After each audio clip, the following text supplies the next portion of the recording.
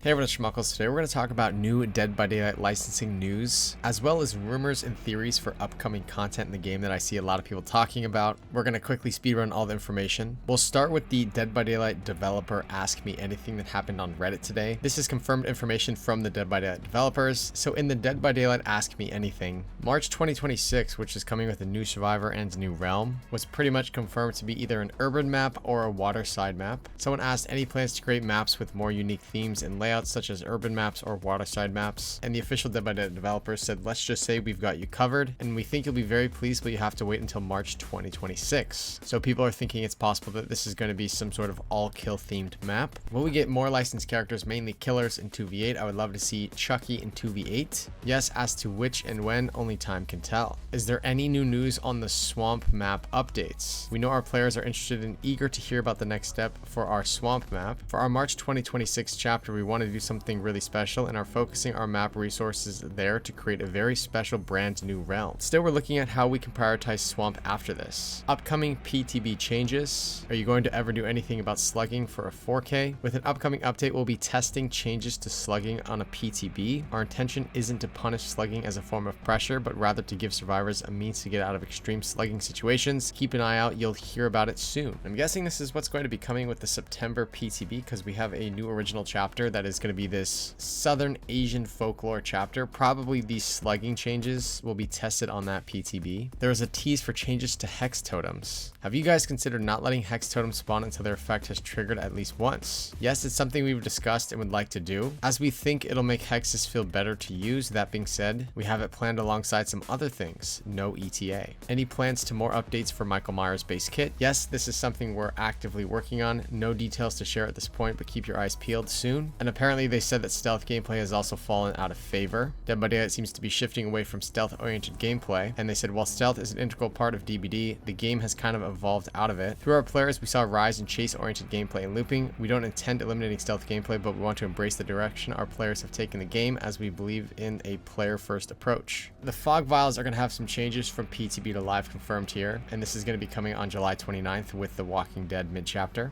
The fog vial cooldown mechanic is a unique twist to how survivors' item functions in DBD. This gives survivors a chance for trial and error. From the PTB, we've made some changes to fog vials. Notably, we've decreased the opacity from the visceral add-on, as well as added some upsides to it, uptime and maximum size. There are additional changes, so when they hit live servers, try them out. We look forward to hearing your thoughts. They also confirmed that licensed maps will not always be on pre-existing realms. Will licensed maps only be portions on pre-existing realms going forward? For example, the pizzeria is part of Withered Isle, and the D&D map Forgotten Ruins is part of the Decimated Borgo. This is a fun one to answer. We know players are huge fans of these full maps to give most accurate experience for the licenses possible. I can't say future licensed maps will always be on pre-existing realms, but it'll vary case by case where it makes sense to the player base and the respective license. Our map strategy is also evolving over time according to our resources and player feedback. And seeing your teammates' perks is finally coming. Will we ever get a chance to see our teammates' perks? Actively working on this, targeting spring 2026. There are several potential issues that we have considering, like disconnecting players who may go next, and want to get it right to encourage positive behavior within a survivor group. Those were the main takeaways for new content and upcoming big changes for the Ask Me Anything that was today on DBD Reddit. There's also a bunch of just licensing news and theories for upcoming content we're also going to cover too. There was a huge reveal for a Pinhead trailer, a new Hellraiser game. Absolutely crazy and wild to see. The graphics looked amazing. This is apparently going to be a single player game. Most likely, in my opinion, going to be using a lot of the original Hellraiser stuff. People are thinking that this is why Pinhead left Dead by Daylight, which I think is possible. You can see at the end of this trailer, the copyright is from Hellraiser and the Hellbound Heart titles, and Clive Barker and Park Avenue Entertainment are together collectively licensing this product. You can now list it on Steam. We know that Clive Barker recaptured the US rights to the original screenplay, and Park Avenue Entertainment likely owns later iterations of Hellraiser as well as the foreign rights to the original screenplay. So they're doing this collectively together for a worldwide release, it looks like. Also going off of that, Clive Barker's Hellraiser is getting what its creator calls its first true video game adaptation with Clive Barker's Hellraiser Revival. Clive Barker literally said this: working on the first true Hellraiser game has been a venture deep into the recesses of my darkest imaginings, said Clive Barker, author and creator of the Hellraiser franchise. The dedication that Saber and Boss Team Games has shown is nothing short of remarkable. They've immersed themselves in the Hellraiser universe, capturing its essence. I'm eager for both the curious and damned to experience this new chapter in the Hellraiser mythos, where every moment balances on the brink of nightmare and revelation. Also, Doug Bradley is returning as Pinhead in the new Hellraiser game, so it's confirmed he's is going to be voicing Pinhead. So it really is a massive project through Saber Interactive and Boss Team Games to reveal Clive Barker's Hellraiser revival. This is going to be through Clive Barker and Park Avenue Entertainment. People are bummed because they think that this is the reason that Pinhead left DBD. And you can even see here Boss Team Games Twitter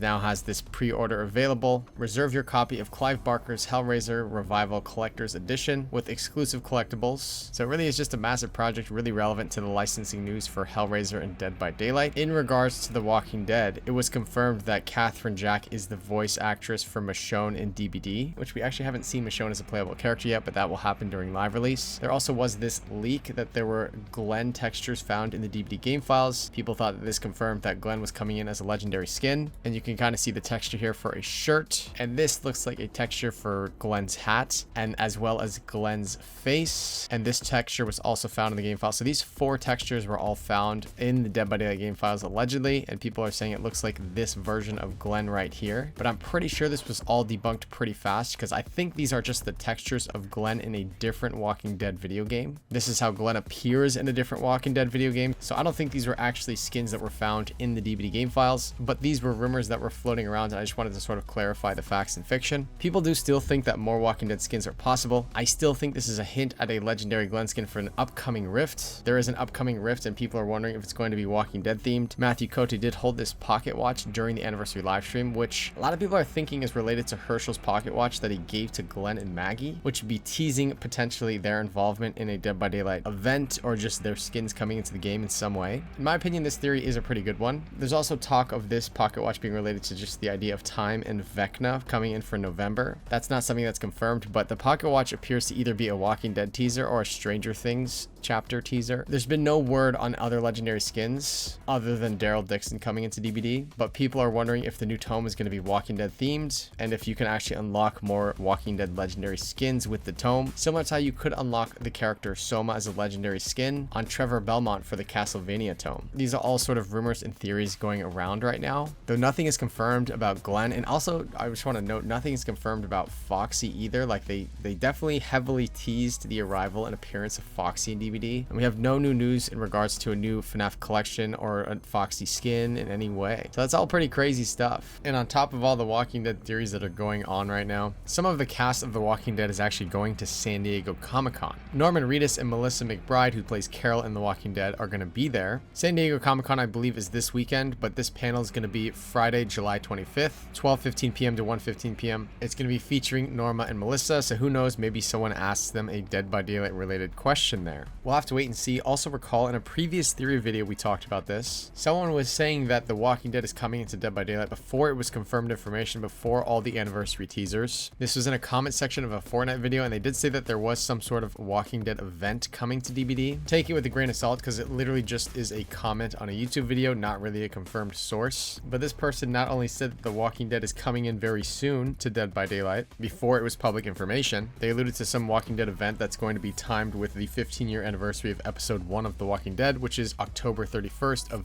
this year, would be the 15-year anniversary. So is that rumor at all true? If we take a look at the roadmap, it could line up somehow with the August 2v8 event that's coming in. Possibly the new Rift is going to be Walking Dead themed, or maybe even the modifier. We think the in-game event in October is the Dead by Daylight Halloween event, but there's another 2v8 in November as well, so I'm not really sure what to make of this. I mean, you look at this roadmap and there's a number of things that could be Walking Dead themed, and I don't think that 2v8 is going to be related to the licensed chapter, because keep in mind the live release of the November license is going to be doing like a PTB and tweaking the killer's power and how it's optimized for a 4v1. I don't think it's enough time for them to actually fully be able to bring in the killer into 2v8 as well, because they don't even know what the base kit power balance is going to be like on the PTB. So the 2v8 in November is likely not linked at all to the licensed chapter. So maybe it would be like a Walking Dead 2v8. I'm not really sure. Speaking of the November license, there were all these crazy rumors going around. People were wondering if Danganronpa was going to be the November license. The English voice actor for Monokuma, which I believe is the main antagonist in Danganronpa, his name is Brian Beacock, and he tweeted this out and it got a ton of views and traction. He tweeted out a gif of the Danganronpa character that he plays, as well as the date November 25th, 2025. People were wondering if this was at all related to Dead by Daylight. It turned a lot of heads. So he tweeted that out, and then he actually deleted the tweet. So it looks like the post was deleted, and maybe he said something he potentially wasn't supposed supposed to.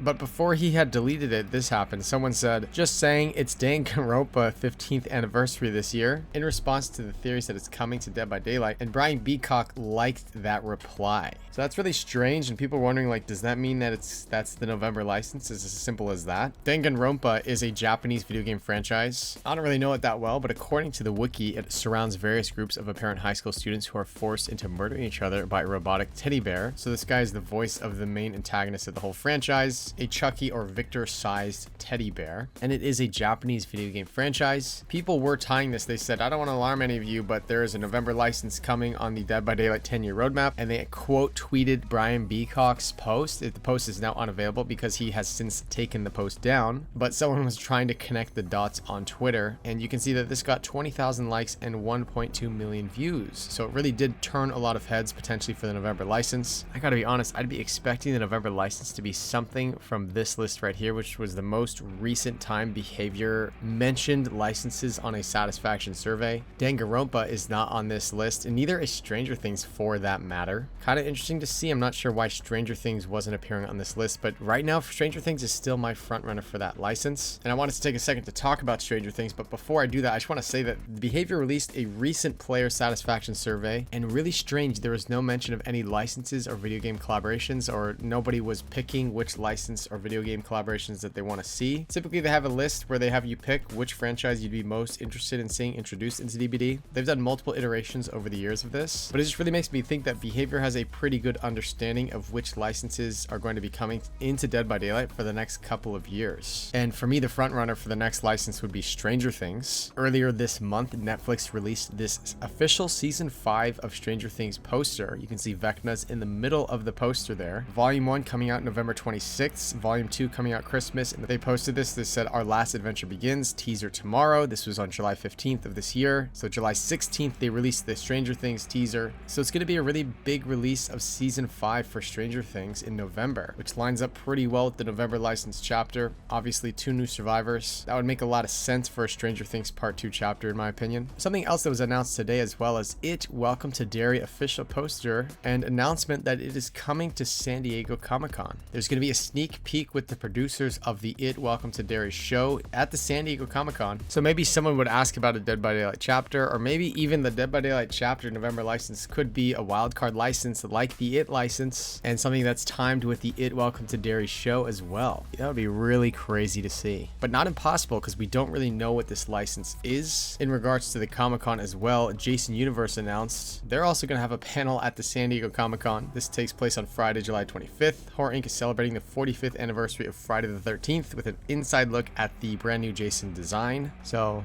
just a ton of announcements in the horror franchise. Damien Leone also quote tweeted the announcement of Art the Clown joining the Halloween Horror Nights this year. Damien Leone, the creator and owner of the franchise, said, it's official, Terrifier is coming to Halloween Horror Nights this year. We are thrilled and honored and relieved to finally share this exciting news. This is set to be the bloodiest house yet, and the team at the Halloween Horror Nights truly knocked this attraction out of the park. You'll get all of Art the Clown's greatest hits and then some. And I even think there was like pictures of them working on this project at Universal Studios Hollywood. Them sort of starting to set up and create this Art the Clown or Terrifier attraction. I really think it's notable here that he said, and relieved to finally share this exciting news, because I think he alluded to this about a year ago when he was on a panel talking about Terrifier 3.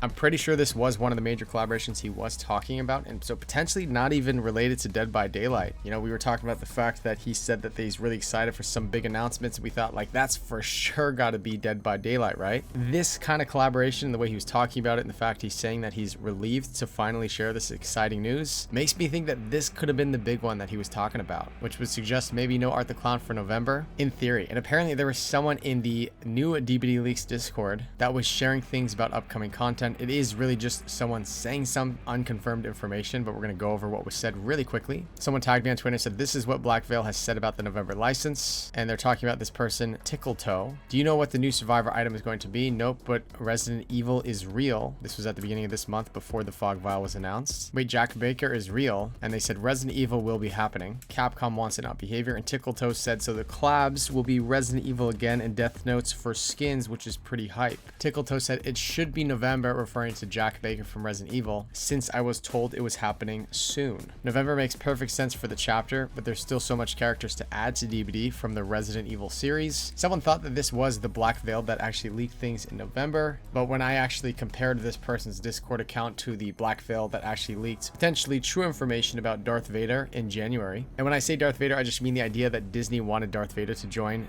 Dead by Daylight, which was confirmed to be true information. So that all came from Black Veil in January, but this account is not the same person. So this is literally just someone saying something, claiming that they were told something. Take it with a grain of salt, but that person did say that about Jack Baker this November. I've talked about these things in previous videos. Which license is most likely next? Debating which license is most likely next based on the mounting theories and evidence for things. One of the licenses I haven't really mentioned in this video, which is definitely possible, is Predator. First hunt, last chase from the director of Prey. Watch the brand new trailer for Predator Badlands in theater November 7th. Also a November release for Predator, the new trailer, the new Predator movie coming out November 7th, which is right when that Dead by Daylight chapter is hitting the PTB. We know that it's going live in November, so anytime early November, late October, the PTB, an announcement for that November license could come out. And Predator apparently seems to fit, but we don't think Predator is most likely because Death Dorks, the community manager on Dead by Daylight, mentioned Predator publicly on Twitter and said we need to see a Mori just like Predator and DBD someday. And if Predator truly was the November license, I don't think she would have said that, but the timing for Predator is actually pretty good as well, all things considered. People are also like, Schmuckles, what if it's a video game license? There's all these video game properties that actually could be, like Until Dawn, The Last of Us, Dead Space, The Evil Within, BioShock. There's just so many. I think BioShock hopefully would come in with a new map. And in regards to Until Dawn, we think it's owned by Sony, developed by Supermassive Games. Supermassive made a statement actually on July 22nd. The games industry remains a challenging and ever-evolving environment. As we adapt our team structure to align with these changes, we've made a very difficult decision to begin a redundancy consultation process where we anticipate losing up to 36 colleagues. So Supermassive is actually downsizing, and this was a big official announcement that came out. It's got 700,000 views on Twitter right now. It has no impact on the development of Little Nightmares 3, but Supermassive is downsizing, and I think that's notable news in the video game space. So that's a lot of new Dead by Daylight licensing news, both from the Dead by Daylight developers as well as just the theories and rumors and things that are being said. Hopefully all the sources were clear, and it's kind of clear like what's confirmed information, what's not, because this video really was a mix of everything. Make sure to like this video and subscribe to this channel if you want to see more content like this. Definitely check out some of my previous videos if you want to be in the know with some of the theories and news. There's all these speculations and building rumors for the November license. Some people seem pretty convinced that it is Jack Baker. But anyways, we will post new videos as new information comes out. That does it for this video. Goodbye.